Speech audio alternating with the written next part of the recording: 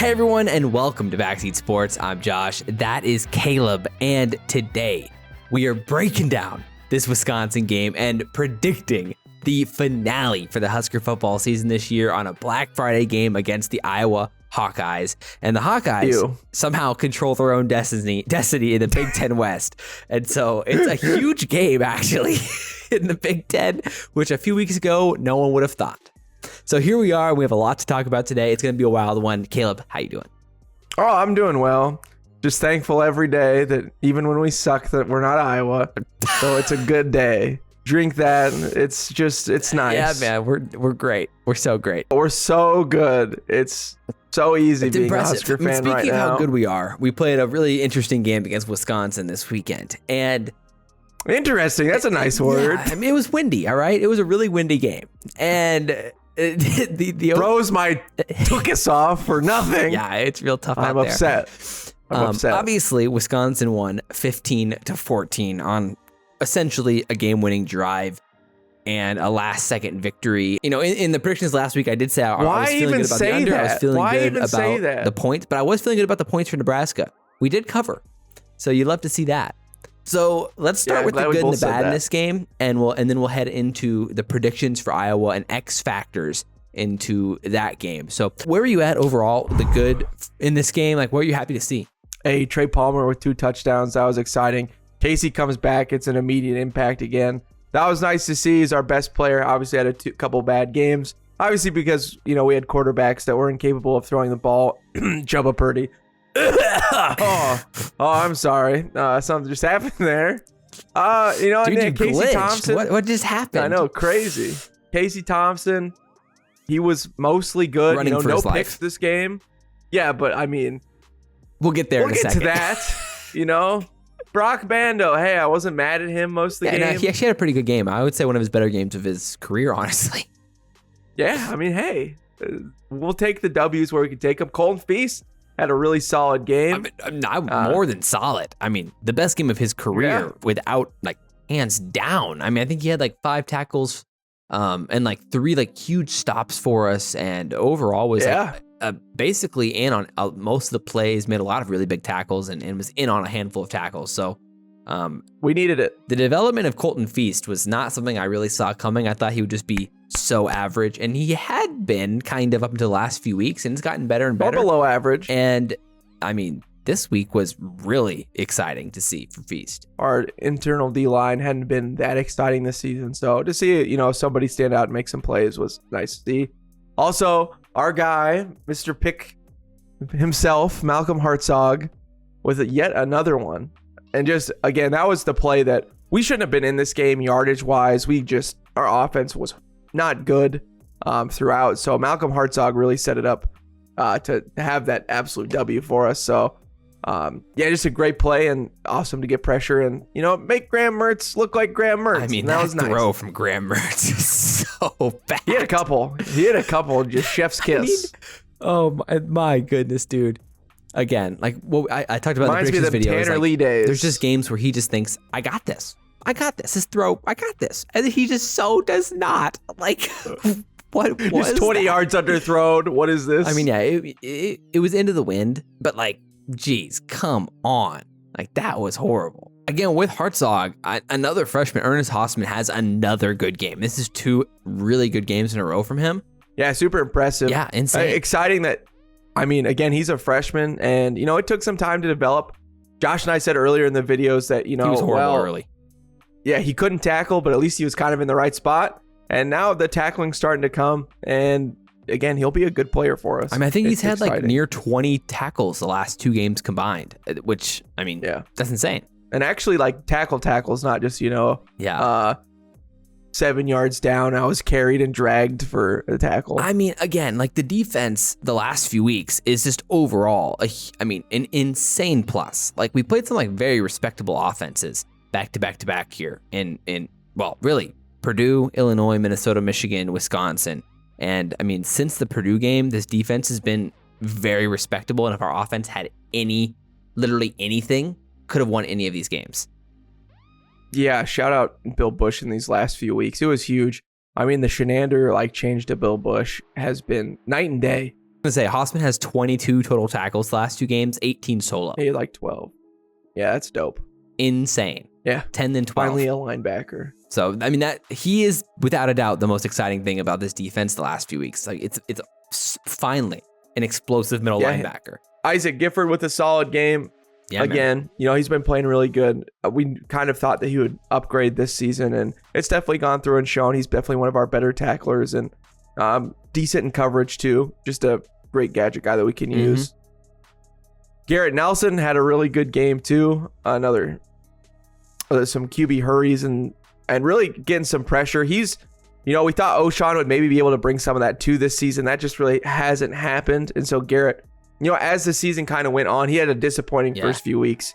And as kind of we settled into the season, he did show up and start looking like one of our better players. Basically outside of like the Minnesota game, I mean, Garrett's been so solid throughout the season. And without a doubt, the most core piece of this defense. Yeah, I'd agree. So yeah, I mean, overall, you gotta have a lot of really exciting things about that defense. I mean, like in the game as a whole, I mean, my goodness, man. I mean, we genuinely had every reason to win this game. I mean, Graham Mertz is just free INT in the second, and then Braylon Allen only played 20 snaps because he gets hurt, and then Nick Herbig gets ejected and only plays 25 snaps. Like, literally could not have scripted that much better.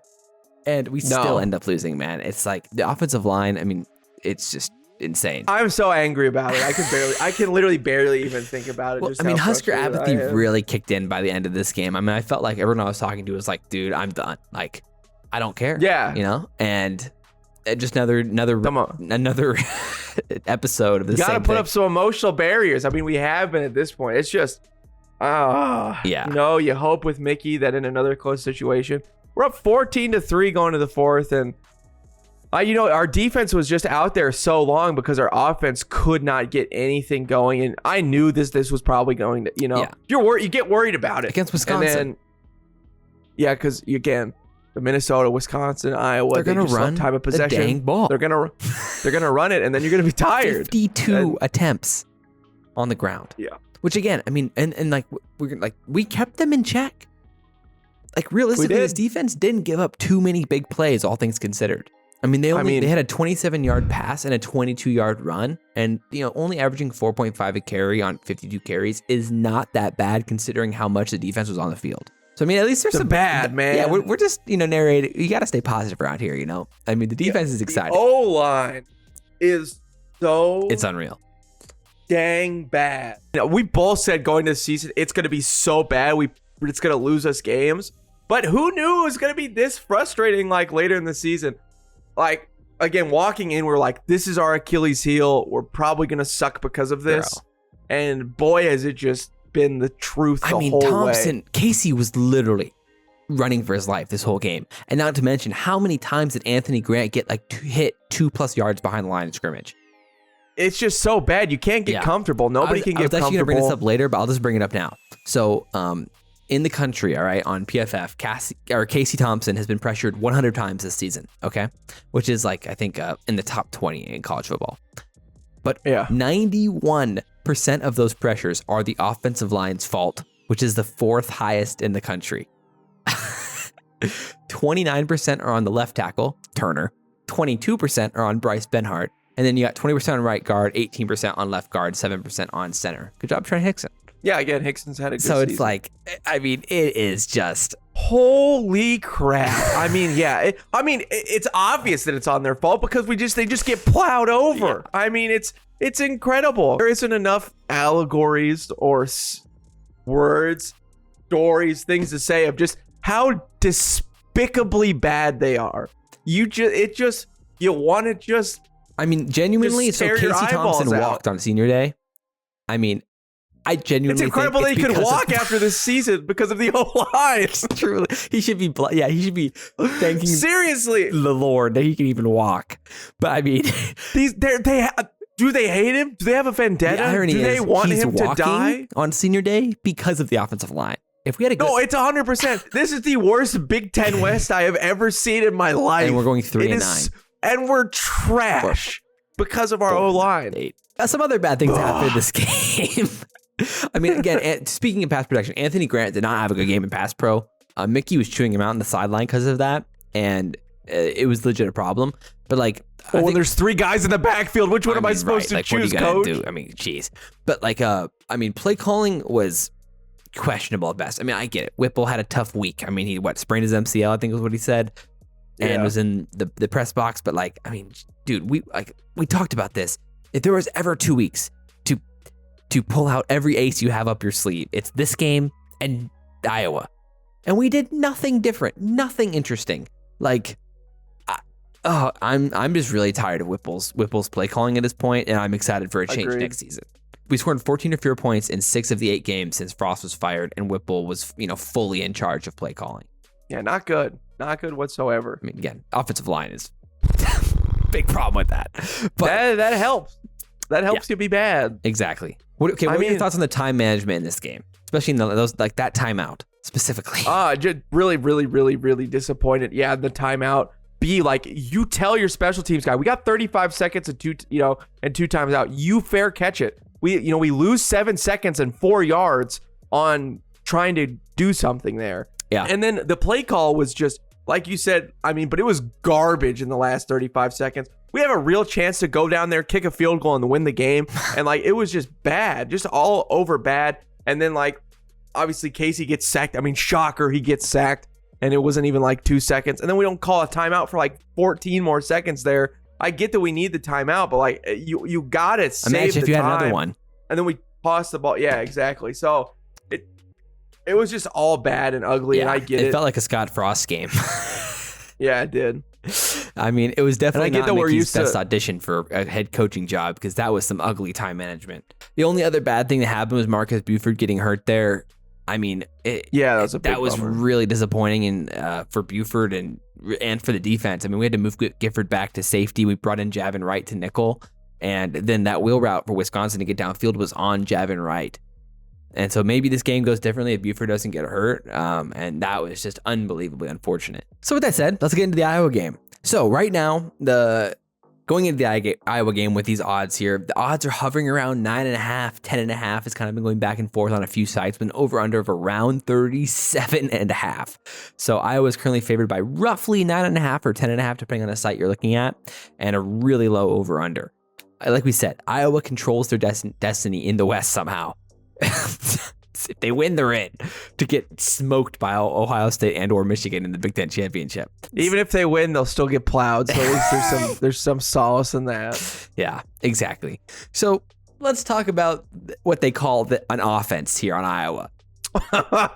Basically, this offense is highlighted by 2 players. Sorry, did you say defense? Oh, I couldn't. Did you say defense? There's also this thing called offense, but I don't know if the Hawkeyes know about that. That's a lie. No, yeah. So, just ask Kirk Ferentz. Offensive yards are overrated. Currently, they're 130th in yards per game, 116th in points per game, 122nd in third down conversion, and 125th in QB sack percentage. You love to see it. Nepotism is bad, everybody. Dude, no. Whoa. They got the best offensive coordinator in the country, all right? He's doing a great Keep job. him forever. Save him, cradle him, love him. Yeah. You might as well just you should just sign him for like a 50-year, $500 million deal. Yeah, I mean, honestly, just do it now. Sign him away. Yeah. Please. So with that said, there's basically only 3 players to talk about here. I mean, their offensive line struggled this year, especially in pass protection. Like we said, 125th in sack percentage, which, I mean, we're right there with them, basically. But, I mean, at running back, Caleb Johnson, 635 yards, 5 touchdowns. The dude's been a beast, and as a freshman, looking really good. Yeah, he's been very solid.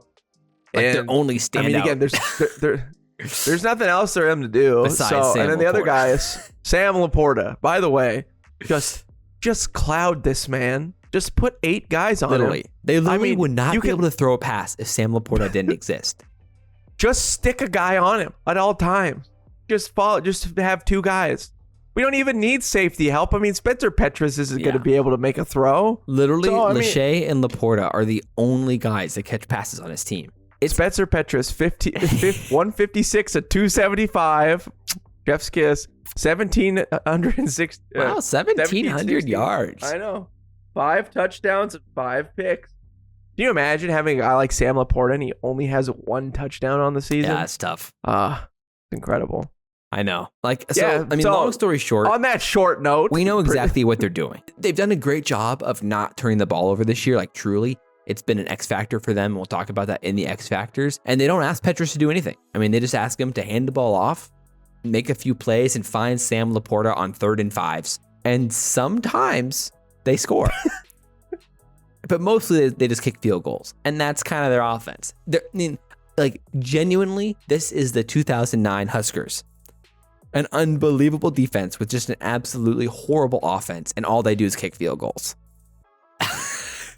Yeah, and they're gonna play the field position game, more than likely. Win the punts, get 15 yards, and then kick a field goal. Yeah, it's that simple. So let's talk about their offense, the defense.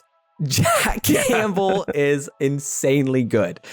He's the 6th highest graded defensive player on PFF in the Power 5, and this defense has a lot of legit playmakers kind of all over it, really.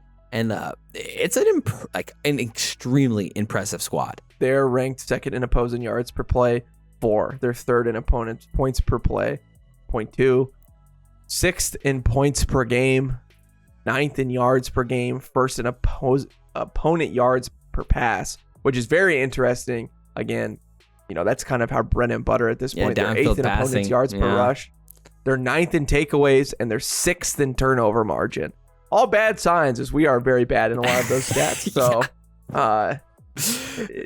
really good odds. Yeah. They're such a solid team, and they keep everything in front of them. Like we said, like the stat said, they don't let you pass over the top. And with Jack Campbell all over the field, and safeties like Kayvon Merriweather and Seth Benson, Cooper DeJean, Riley Moss at corner, Lucas Van Ness at edge. They just have guys all over the field that make plays, and this defense is as good as anyone we've seen this year outside of Michigan. And even then, you could make an argument. Yeah, exactly. That they're just as good. So, or if not better. But there's not much to say besides they're going to force turnovers, and they're really crafty in how they play, and they have a lot of good looks and surprisingly athletic for an Iowa defense. And they just really cover the field well. Yeah, it'll be some tough sledding for Nebraska as it been other teams. Purdue only scored 3 points on guys. We forgot to mention some of the recent games, but they've been on a tear. 4 straight wins here. Northwestern 33-13, Purdue at Purdue won 24-3, Wisconsin 24-10, and then at Minnesota 13-10. Why Minnesota? Why'd you choke? They failed us. Why? I know, it was really bad. It was terrible. Minnesota had every reason to win that game. Minnesota lost that game. Iowa did not win that one. No. So, but again, it's that defense. They force turnovers, and they're really good at it. They get hands on the ball. When you're knocking the ball, out of Mo Ibrahim's hands like that, you're really good at finding the ball. I guess we can kind of head into X factors here and talk about some of those things. But off the rip, Iowa's a disciplined team, and this is going to come down to a battle of discipline. This is where you have to limit turnovers. You have to limit penalties, and we did a pretty good job of that these last few weeks, actually, and especially against Wisconsin. But Iowa is 16th in giveaways per game and 14th in penalties per play. So they're just a really disciplined team, and their defense beats you. Even last game against Wisconsin, where you look, we have way less yards, but we won the turnover battle. And that gives us a chance where we should have won the game, even though we probably didn't deserve it. When it comes to turnover battle, we're looking at how to get a turnover off of Spencer Petras. There is some potential opportunities here, and finding pressure on him is what it takes. He only has 5 turnovers Garrett this year. Nelson strip sack, and generally Petras is more willing to just take the sack than try to force it, because he's genuinely pretty smart. Yeah, that's a smart decision. It's unlike Graham Mertz. Yeah, exactly. But right now Petras is ranked 61st of 81 Power 5 QBs when under pressure, and he's 52nd of 75 when blitzed. Casey's 64th. Again, defenses are starting to figure this out. When you send blitzes against our offensive line, they don't know what to do. That's all Wisconsin did. My goodness, dude. Yeah. Now that's all we're gonna see from Iowa. If they're smart, they're just gonna send it at us. Literally. Send 6 every time. There's no reason not to. Bryce Benhart can't block one guy. How's he gonna figure out how to do 2? Yeah, it's insane. So, I think it's worth selling out for the run here. And you have to force Petras to beat you. And we have decent matchups on the outside here where I like our odds. I mean, I genuinely think this could be the lowest scoring game of all time. And 3-0. It's possible. And so I think that's a huge X factor is to see how we can find pressure against Petrus, and potentially if we can force him into a 3rd and long and force him into a big time mistake, especially on their own side of the field. Yeah, I 100% agree. I mean, that's how we're going to have to get offense going. Classic Whipple deep shot with Trey Palmer, and that's going to be the formula. Yeah. Because I mean, again, if we don't start cooking up some more of this short passing game to open up something downfield eventually and just to relieve some of this pass rush, I don't know how we're going to find anything. I mean, realistically, I think the only way we're going to really score points in this game is if we hit Trey Palmer downfield. But like these last few weeks, we haven't even had a chance to really even find one down there because KC is literally we don't have 3 surviving. seconds. Yeah. With that said, let's get into predictions. Run 4 verticals every time. Dude, I mean, at this point, why not? Let's see what you have to say. Caleb, where are you at with this game? What are your thoughts? What are your predictions? Let me preface this by the only thing I can say, which Iowa's the worst Division I program in all of football history. I mean, it's pretty clear. Yeah? Can we beat Iowa? Yes, can we? Of course. You got to play the game. And Trey Palmer's a beast. By the way, he only needs 127 yards to break Stanley Morgan's record for most receiving yards in a season at Nebraska, which would be a very exciting thing. Also, if Anthony Grant gets 91 yards rushing, he breaks 1,000 yards for the season. Cool. That'd be 2 awesome things to get for Nebraska. Yeah, I think this is we lose like a 19-3. It's oh wow, 19 for Iowa. Yeah, they get a touchdown and then 4 field goals. That's fair. You need time to beat these guys to pick them apart. And I think we have the weapons to do that. I think we have the quarterback to do that. But we don't. And I think our defense is going to play well. I do think we're going to hold them a lot, but I think our offense is just going to put our defense in bad spots. And with how good they are at punting, and then they'll flip the field, get good field position, and that'll just kind of be game. And that's been their MO this whole season. And I just really don't see our offense with the offensive line getting outside this. Do I think our players besides our offensive line are good enough to do it? Yeah, but it's just everything else for me. But I don't see it happening. I mean, that's fair. There's a lot of me that wants to pick Nebraska to win this game. Oh, me too. If this was at home, I might. Pretty much all of me wants to pick Nebraska to win this game. Yeah, but I mean, obviously Iowa has everything to play for, and we inherently don't have anything to play for. And but when they have everything to play for, that's when they suck have the most. Everything to lose. Yeah, exactly. Which is when they're garbage, which is all the time. They're always bad. Yeah, that's fair. Inherently, I agree with you. The matchups don't look good. One thing I do think is that I don't think Iowa scores over 15. So realistically, I think this is going to be, the under on 37.5.